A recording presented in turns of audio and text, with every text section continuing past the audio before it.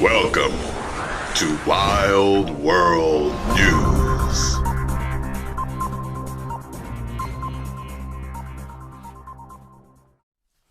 No! No! No! This can't be true. I'm scared. No. Well, I have a while to go before it can affect me, but let's see what it says here. It says here that penises are shrinking because of pollution, warns environmental scientists. Dr. Shauna Swan's book, Countdown, argues... Wait, I started somewhere else, sorry. In case you needed another reason to care about the climate crisis, it has been found that pollution is causing human penises to shrink.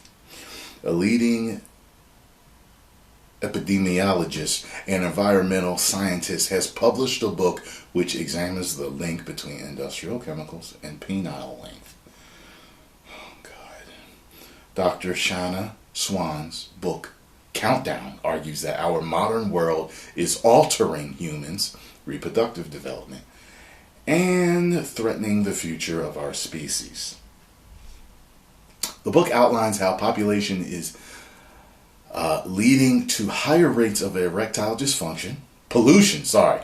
The book I'm just messed up right now, y'all. I'm messed up. The book outlines how pollution is leading to higher rates of erectile dysfunction, fertility decline, and growing numbers of babies born with small penises. Oh my God. I didn't know that this was going on. I knew pollution had to do with, well, I knew that chemicals in our food and stuff like that had to do it, but I didn't know if it was, I mean, if someone were to tell me, well, you know, pollution is messing with fertility. Yeah, I know this, but I just didn't know it was direct. Though the headline fact about shrinkage may sound like a laughing matter, the research paints a bleak portrait of humanity's longevity and ability to survive. In some parts of the world, the average 20-something today is less fertile than her grandmother was at 35, Dr. Swan writes, dubbing the situation a global existential crisis in the book. I do hear about a lot of chicks not being fertile. Chemicals in our environment and unhealthy lifestyle practices in our modern world are disrupting our hormonal balances, causing various degrees of reproductive havoc. According to the book, humans meet 3 of the 5 possible criteria used to define whether or not a species is endangered. Only one needs to be met, writes Dr. Swan. The current state of affairs for humans meets at least 3. Okay, now it says, what is it about pollution that's causing these problems? According to Dr. Swan's research, this disruption is caused by phthalates, chemicals used in plastic manufacturing. I read about that, messing with it gives you more estrogen, fellas, and you don't want that because you can get boobs and small penis and all types of other problems, extra body fat, which can impact how the hormone endocrine is produced. This group of chemicals is used to help increase the flexibility of a substance. They can be found in toys, food, packaging, detergents, cosmetics, and many more products. But Dr. Swan believes that these substances are radically harming human development. Babies are now entering the world already contaminated with chemicals because of the substances they absorb in the womb, she says. Much of Dr. Swan's research work has focused on the effects of phthalates, initially looking at phthalate syndrome in rats.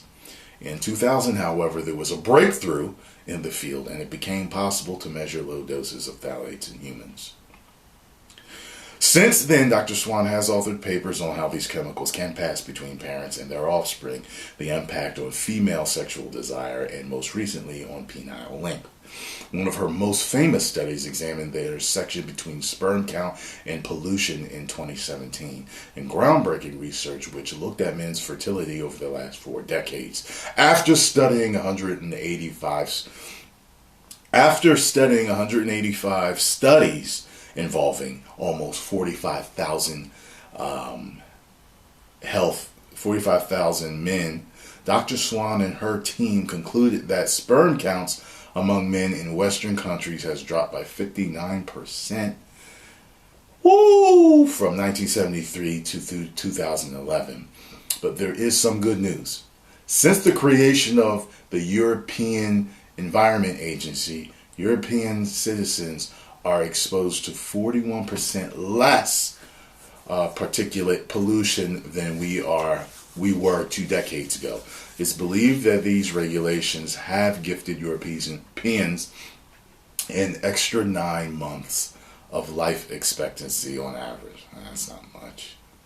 A demand for change from citizens and subsequent strong policies have helped to clear the air in parts of Europe before and can continue to do so to ensure that high pollution today does not need to be tomorrow's fate.